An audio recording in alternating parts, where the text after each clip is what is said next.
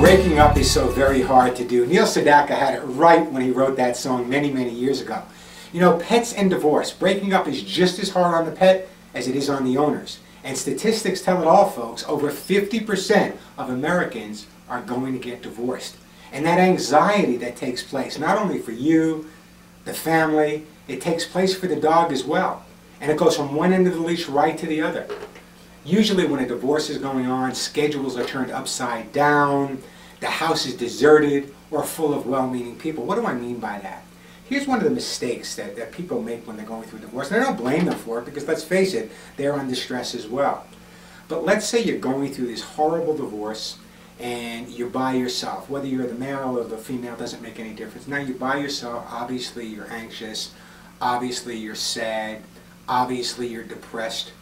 And what happens? Well, one of two things generally happen when a divorce takes place. Either you're by yourself and all of your emotions are transferred to your pet. You're crying all the time, you're upset all the time, you're worried all the time, you're nervous all the time. Well, your dog will be there to support you, but at the same time, it's going to take a toll on your pet. All that depression and anxiety has got to take a toll. That's one side of the coin. The other side of the coin is when a divorce goes on, all of a sudden, all of these people want to spend time with you, parents, friends, everyone is just kind of smothering you. And what happens at that point is you kind of neglect the daily needs of the pet, and that's not good. The pet almost becomes an enemy in some situations. In fact, let me tell you a story. Several years ago, I got a call from a woman in New York City, and her question to me was, "Warren, I can't date." My first response was, "Ma'am, I believe you're calling the wrong therapist." But when she explained it to me, I kind of understood this. She was going through this horrendous divorce. I mean a horrendous divorce, where the husband would come home, there were no children involved, would really abuse the dog. Not so much physically, but yelling and screaming and jumping and just carrying on around the dog like a madman. This divorce took a long, long time to finalize. And then when it was finalized, what happened?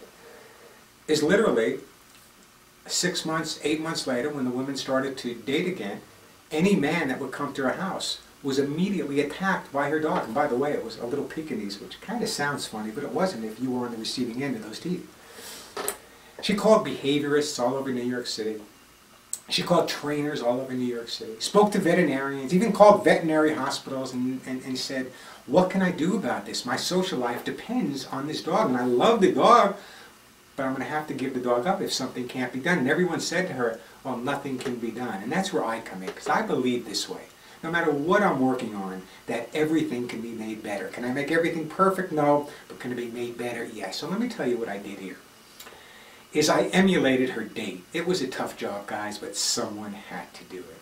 But instead of showing up with flowers, roses, candy, I would show up with milk bones, biscuits, rawhide bones, and treats. Yeah, the doorman looked at me like I was a little crazy, but that's okay. First few times I went there, the dog reacted to me the same way, but then every time I went there, the dog would get a little treat or a new toy, and I would know his name, obviously, before I walked in, and I did that for several weeks. Then it occurred to me, we've got to get step number 2. We've got to let the dog understand that when it meets strange men, it doesn't mean they're necessarily bad. So I actually went on the streets of New York City and spoke to a couple of homeless people I know. And for those people who don't live in New York City, when you live in New York City, you actually get to know the homeless people in your neighborhood because it's the same people that are there all the time. And I said to them, "Listen, if I give you guys a couple of bucks, will you do me a favor? Whenever you see this lady walking the dog down the street, I'm going to give you some treats, give the dog a treat or the lady a treat, and say hello to the dog." And then I explained to the lady what was going to go on. And when the lady took the dog out for a walk, the dog would go for its walk, and these homeless men on the streets would say, "Hey, Fido, how you doing? Here's a treat for you," and the dog would growl and walk by. But at least the dog was starting to associate positive things with men. Then what I did is I made a recording of male voices dropping the dog's name in, and whenever the dog was home by itself, or even when the woman was there, we played this at a volume for the dog that was comfortable, like a man was in the house, and dropping the dog's name in a very excited voice. "Hey, how you doing? You want to play?" Again, we did that for weeks and weeks and weeks.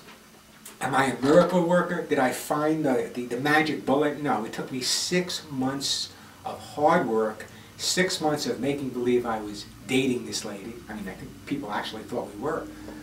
But I want you to know that this woman is happily married, living with a new man, and the dog is fine with men once again. So I just want people to understand that you're going to notice different behaviors that may take place with your pet during the stress of a divorce. And that's why I recommend certain products too. You know, I'm a big believer in supporting a dog or cat's immune system when they're stressed out. Nothing stresses a pet out more than divorce, and that's why I recommend certain products that I kind of developed, like the Hugs and Kisses supplement. Why do I recommend that?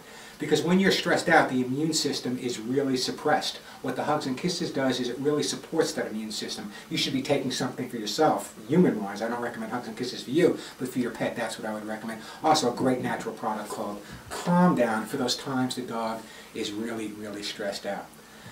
What about joint custody for pets? You know, I've been involved probably in my career with 50 or 60 cases where I was called into court as a professional witness, where the judge would say, okay, Warren, I want you to sit down with the husband, I want you to sit down with the wife and give me your opinion in terms of who the dog or the cat would, oh, in some cases it was actually a bird, who the pet would really be better off with. And what I found out in a lot of cases is I would sit down with the husband, I would sit down with the wife, and I would find out that one person absolutely adores, loves this dog or cat. The other person could care less about the dog or cat, but just doesn't want the person that loves the dog or cat to have it. It's kind of like a vendetta. I don't want you to have it because I know you love it. And in those cases, obviously, it was very easy for me to make my decision and let the judge know that I thought the dog would be better off with the man or better off with the woman. But just the other day, I got a call. It was an interesting call from a 78-year-old man who was getting a divorce. You think he'd know better by now. 78 years old. He called me up, and him and his wife are kind of divorcing, but they were still kind of in a good way, and they talked to each other. And his concern was about the dogs. Should there be joint custody, or is that going to confuse the dogs? And I said, it may confuse them at the beginning, but for the benefit of the dogs and yourself, you both love these dogs. You may not love each other anymore, but you both love these dogs. So why victimize the dogs over your inability to get along with each other? So I recommended joint custody, and I gave him a whole program of how to do it. And he said, you know, we agree that we'll have joint custody right now. And I said, you know, the agreement's fine, but the attorneys need to get involved. Get it in writing. So if you're going through a divorce and you love your pets, get it in writing that you can have joint custody. That's really, really important. Also, I want you to understand this. When you're going through a divorce, everyone's demanding something of you. Friends are telling you what to do. Neighbors, relatives are telling you what to do. But remember that your pet is totally non-demanding. And this is important for you people out there that have children. Because here's something that I see very, very often, and it almost kind of, well, it really kind of upsets me. I've seen children that absolutely love their dog or love their cat, but yet a divorce is going on in the family, and the child doesn't know where to take out the anger. And very often that anger comes in a way of blaming the dog or the cat somehow in their mind for the divorce. So it's really important to sit down with the child at that point and explain what's going on. On the other end of the spectrum, though, I've seen children that become so dependent on their pet when a divorce was going on. They're kind of like a little back office from mom, a little back office from dad. Their pet's the only thing that's kind of stable and stayed pretty much the same. So if you have children, watch their reaction with the pet as well. And I want you to understand that pets really become confused and overwhelmed by all of the yelling and the screaming that inevitably takes place with a divorce. I mean, it goes on. And then all of a sudden, the screaming stops, and there may be 24 hours of no one talking at all. So the dog goes from a situation where everyone's yelling and screaming and anxious to a situation where nothing's going on. So that really throws off the dog's balance, who is used to living in a normal household. So these are important things to remember. If you're going through a divorce, and again I say I hope you're not, but if you're going through a divorce, of course you want to take your children into consideration, but you need to take your pets into consideration as well. Try to keep the schedule as close to normal as possible. Try to keep the vet visits as close to normal as possible. The play periods, the exercise periods as close to normal as possible. Don't become overly dependent, but it's okay to talk to your dog or cat about what's going on. If you follow the simple steps, and again, desensitize the dog or the cat to what it may be fearful of. For example, maybe the woman in the household was the screamer and the yeller. Then you would do the same thing I did, only you would play a recording of women talking nicely to the dog or the cat. Or perhaps having women out on the street meeting the dog or the cat. You know, I'm a firm believer that there's no such thing as a bad dog or a bad cat, only confused owners. So take it from me. If you're going through a divorce and you follow the advice I just gave you, you'll come out of it okay, and so will your pet. And you know what? Life goes on. Follow the advice, you'll get through it.